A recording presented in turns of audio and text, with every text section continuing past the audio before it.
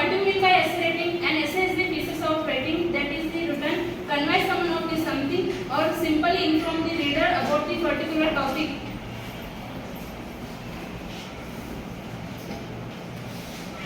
ಪ್ರಬಂಧ ಯಾರಿಗಾದರೂ ಏನಾದರೂ ಮನವರಿಕೆ ಮಾಡಲು ಅಥವಾ ನಿರ್ದಿಷ್ಟ ವಿಷಯಗಳ ಓದುಗರಿಗೆ ಸರಳವಾಗಿ ತಿಳಿಸಲು ಬರೆಯಲಾದ ಬರವಣಿಗೆಯನ್ನು ಪ್ರಬಂಧ ರಚನೆ ಅಂತ ಹೇಳ್ಬೋದು. ಇದು ಮಾತ್ರ ವಾಪಸ್ in order for the reader to the convey roughly inform the essay must include the several important components to the make it the follow in the logical way. ಇದೇನಾಗಿರ್ತೈತಿ ತಾರ್ಕಿಕ ರೀತಿಯಲ್ಲಿ ಹರಿದಂತೆ ಮಾಡಲು ಹಲವಾರು ಪ್ರಮುಖ ಅಂಶಗಳನ್ನು ಒಳಗೊಂಡಿರಬೇಕು. College easy are usually part short between the 150 and the 650 words. ಇದೇನಾಗಿರ್ತೈತಿ ಪ್ರಬಂಧ ರಚನೆ essay writing ಬರೆಯುವಾಗ 150 ವರ್ಡ್ ಇಂದ 650 ವರ್ಡ್ಸ್ ಅಂತ ಬರೀಬೇಕಂತ ಹೇಳ್ತಾರೆ. ಅದು ಕಾಲೇಜ್ ಒಳಗೆ ಫಸ್ಟ್ ಈಗ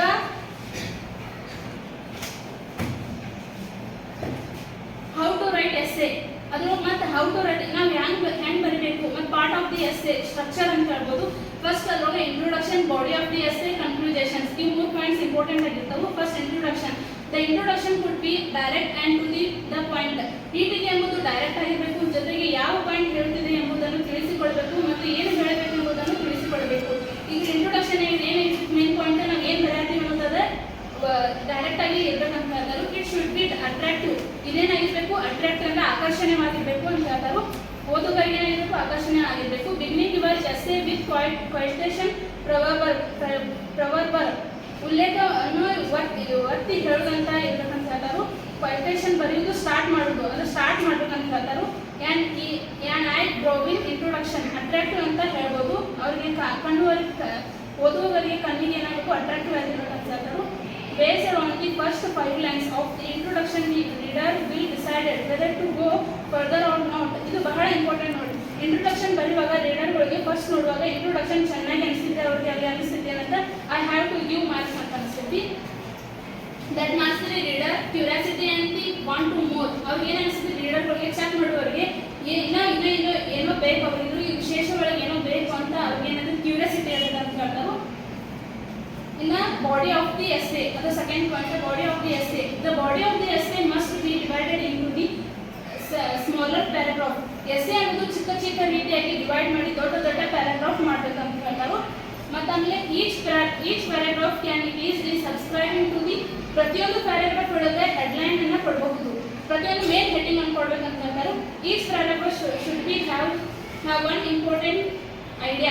ಒಂದು ಪ್ಯಾರಾಗ್ರಾಫ್ನಾಗ ಯಾವ ಡಿವೈಡ್ ಮಾಡಬೇಕಂತ ಅಂದಿರ್ತಲ್ಲ ಆ ಇಂಪಾರ್ಟೆಂಟ್ ಐಡಿಯಾನ ಶೇರ್ ಮಾಡ್ಬೋದು. ಈಗ ಏನೋ ಒಂದು ಫ್ಲಡ್ ಆಗಿರ್ಬೋದು, ಫ್ಲಡ್ ಒಳಗೆ ಏನೇನು ಆಗಿರ್ತಲ್ಲ ಅದು ಮೇನ್ ಹೆಡ್ಡಿಂಗ್ ಕೊಡ್ಬೋದು ಅಂತ ಹೇಳ್ತಾರೆ. Each paragraph should be late to another paragraph. ಒಂದು ಪ್ಯಾರಾಗ್ರಾಫ್ ಜೊತೆಗೆ ಇನ್ನೊಂದು ಪ್ಯಾರಾಗ್ರಾಫ್ ಜೊತೆಗೆ ಕನೆಕ್ಷನ್ ಮಾಡಬೇಕು. ಅದು ಯಾವ್ಯಾವ ಇದು ಮ್ಯಾಚ್ ಆಗ್ತಿದೆ ಇಲ್ಲ ಅಂತಂದ್ರೆ ಕನೆಕ್ಷನ್ ಇರಬೇಕಂತ ಹೇಳ್ತಾರೆ.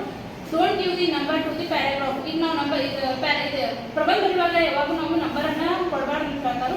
ಪ್ಯಾರಾಗ್ರಾಫ್ ನಂಬರ್ ಕೊಡುವಂತಿಲ್ಲ, ಅವಶ್ಯಕತೆಯೂ ಇಲ್ಲ ಅಂತ ಹೇಳ್ತಾರೆ. ಇನ್ನು present your main idea the body of the essay.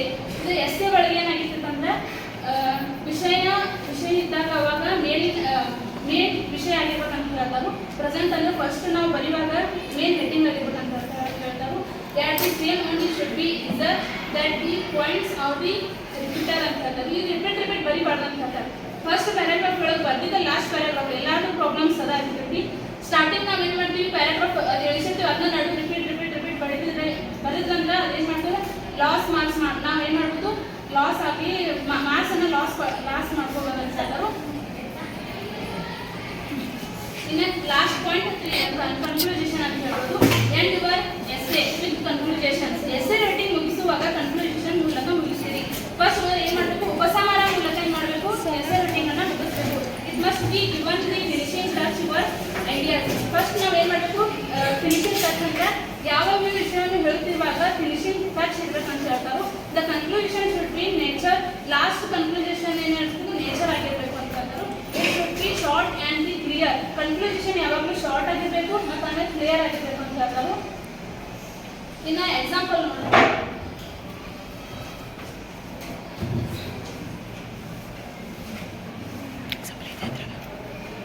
Essay writing ಒಳಗೆ ಆನ್ಲೈನ್ ಕ್ಲಾಸ್ ಅಂತ ಹೇಳ್ಬೋದು. Online class learning have the emerged as new method teaching. Nowadays especially during the COVID-19 method teaching COVID-19 pandemic online classes have gained the immense popularity due to the many advantages like the flexibility, adaptability, etc. ಇದೇನಾಗಿತ್ತು ಅಂದ್ರೆ online ತರಗತಿಗಳು ಒಂದು ವಿದ್ಯಾರ್ಥಿಗಳ ಶಿಕ್ಷಣ ವ್ಯವಸ್ಥೆ ಆಗಿತ್ತು. ವಿದ್ಯಾರ್ಥಿಗಳು ನಮ್ಮ ಮನೆಯ ಸೌಕರ್ಯದಲ್ಲಿ ಕಂಪ್ಯೂಟರ್, ಲ್ಯಾಪ್ಟಾಪ್ಗಳ, ಮೊಬೈಲ್ ಫೋನ್ಗಳ ಮೂಲಕ ಟ್ಯಾಬ್ಲೆಟ್ಗಳ ಇತ್ಯಾದಿ ಬಳಸಿಕೊಂಡು ಇಂಟರ್ನೆಟ್ ಮೂಲಕ ವಿತರಿಸಲಾಗುತ್ತದೆ ಅಂತ ಹೇಳ್ತಾರೆ. The traditional teaching method include the face-to-face introduction between the teacher and the students. However, online learning to the interaction takes place in the digital platform in the form of the videos, audios, paragraph, etc. ಇದು videos, audios ಮೂಲಕ ನಾವು videos, audios ಎಲ್ಲ ಏನು ಮಾಡೋದು online ಮೂಲಕ ನೋಡ್ಬೋದು ಅಂತ ಹೇಳ್ತಾರೆ. Also there hybrid means the studying in which is the combined face-to-face meeting with the online components with the essay. On the online class we will be covering topic the online classes, online learning. We have also different topic which students they can practice boost their writing skill. It will also help them to participate in different essay writing the competition connected at the school level. ಇದನ್ನೇ ರೀತಿ platform ಮೂಲಕ ದೂರದಿಂದ ಉಪನ್ಯಾಸ ನೀಡಿರುವ online ತರಗತಿಗಳು ಶಿಕ್ಷಣ ವ್ಯವಸ್ಥೆ ತಂತ್ರಜ್ಞಾನ ಬಳಕೆ ಮಾತ್ರವಲ್ಲದೆ ಅದು ಜ್ಞಾನದ ಮೂಲಕ ರವಾನಿಸುವ ಮಾಧ್ಯಮವಾಗಿದೆ. ಇದು ಆನ್ಲೈನ್ ಅಂದ್ರೆ ಆನ್ಲೈನ್ ಕ್ಲಾಸಸ್ COVID-19 ಒಳಗೆ ಏನಾಗ್ತಿತ್ತು ಬಹಳ ಇಂಪಾರ್ಟೆಂಟ್ ಆಗಿತ್ತು ಅಂತ ಹೇಳ್ತಾರೆ. The online classes or the type of the education system, it is via the internet. The students using computer, laptops, mobile phones, tablets, etc. in the comfort of their homes.